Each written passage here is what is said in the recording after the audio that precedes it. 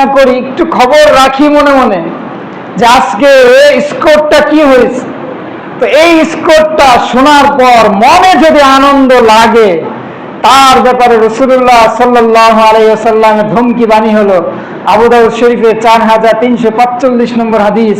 এই হাদিসের মধ্যে আল্লাহর হাবিব সাল্লাল্লাহু আলাইহি ওয়াসাল্লাম বলেন যে কোনো ব্যক্তি এমন এক জায়গা আছে যে জায়গায় ইজা আমিলাতুল খাতিআতু, আল্লাহর কোন নাফরমানি কোন গুনাহের কাজ লিপ্ত হয়, সেই জায়গায় তিনি কি আছেন? উপস্থিত আছেন। এমন একটা জায়গা যেই জায়গায় আল্লাহর নাফরমানি হয়, আমরা কি আছি? উপস্থিত আছি। কিন্তু উপস্থিত থাকার পর ফাআনকারাহা, সেটাকে কি করলো? অপছন্দ করলো। আমার করার কিছু নাই, হচ্ছে, কিন্তু আমি এটাকে উপভোগ করলাম না, বরং কি করলাম? অপছন্দ করলাম।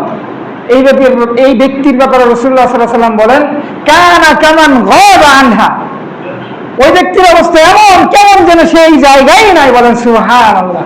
মানে এই জায়গায় থাকার পরেও যে গুনাহ হওয়ার কথা ছিল, তার সেই পরিমাণ কি হবে না? গুনাহ হবে না। ওমান গাবা আনহা, আর্জেন্টিনা কোথায়? বাংলাদেশ থেকে কোথায়?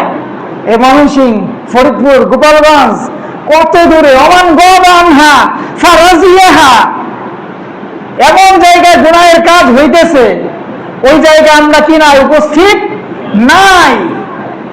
ফারাজিয়াহা, কিন্তু আর্জেন্টিনা ব্রাজিলের খেলা খেলতেছে, ভালো পারফরমেন্স করতেছে, মেসি, নেইমার, রোনালদো ভালো পারফরমার, এটা জেনে শুনে আমার ভালো লাগতেছে।